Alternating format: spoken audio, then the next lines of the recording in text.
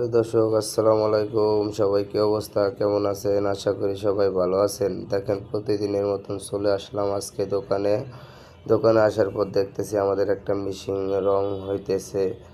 তারপরে আমি জিজ্ঞাসা করলাম এটা কি মেশিন, বললো এটা লেদ মেশিন। মিস্ত্রি রং করতেছে, দেখেন কিভাবে। এটা হলো 12.5 ফুট লেদ মেশিন। এটা ডেলিভারি হবে, চিটাং যাবে।